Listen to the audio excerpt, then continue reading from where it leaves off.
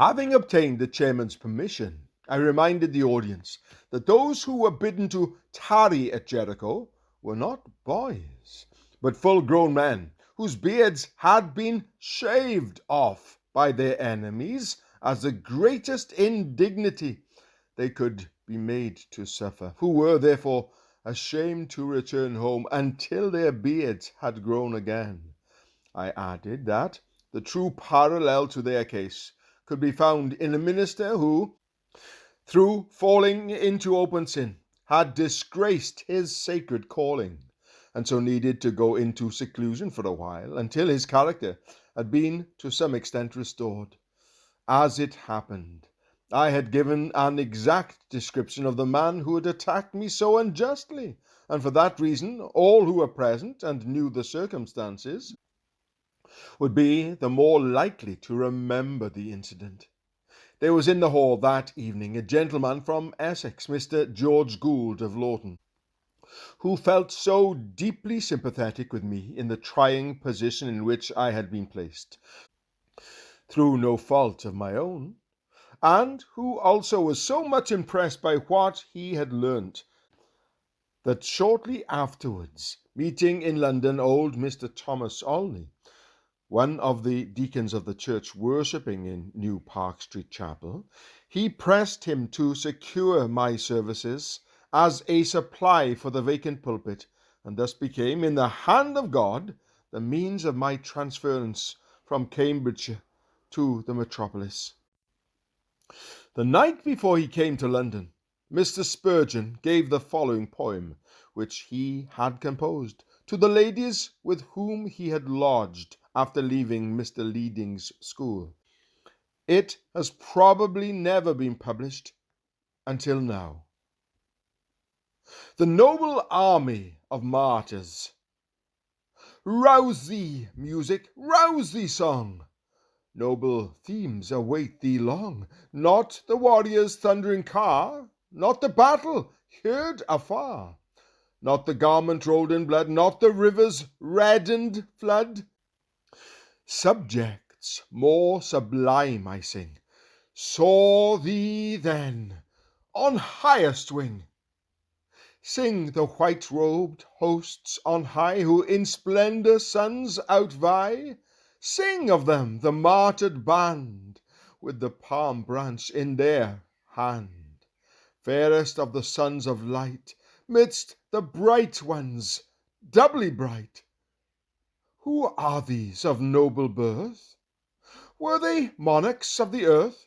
King of Babel's ancient state, lords of Persia, proud and great, Grecian heroes bold and brave, Romans making earth their slave?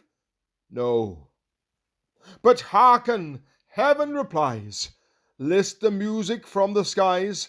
These are they who dared to die champions of our Lord on high. At his name they bowed the knee, sworn to worship none but he, fearless of the tyrant's frown, mindful of the promised crown, trampling on satanic rage, conquering still from age to age. Come, the glorious host review, march the glittering squadrons through. Some from showers of deadly stones, some from wheels with broken bones, snatched by sweet seraphic might, borne above the tyrant's spite, wondrous in their dying hour, rose above the demon's power. Some by cruel racks were torn, others were in sunder sawn. Hunger, nakedness, and thirst, sword and axe and spear accursed, cross and knife and fiery dart, all conspiring, joined their smart. Yet, unconquered e'en in death, triumph filled their latest breath. Yonder rank in chariots came, blazing o'er with fiery flame. Now in burnished arms they shine, glorious in the gift divine. Some from jaws of cruel beasts, rose to heaven's triumphal feasts. Some in dungeons long immured, saw in death their crown secured. Writhing in their tortures dread, smiled as if on downy bed. Those from Rome's dark dungeons flew, these on Alps the despot slew, these by Spanish priests were slain, these the Moslem cursed in vain. Yonder stands a gallant host, martyrs from the Gallic coast, heroes from Bartholomew, soldiers to their master true. These again in shining row saw the fiery torments glow. They in Smithfield kissed the stake, blessed to die for Jesus' sake. Those who further in the plain lift to heaven the lofty strain, in the ocean found a grave, plunged by force beneath the wave. Some by English prelates tried, on the scaffold firmly died, scorned to own prelactic sway, nobly dared to disobey.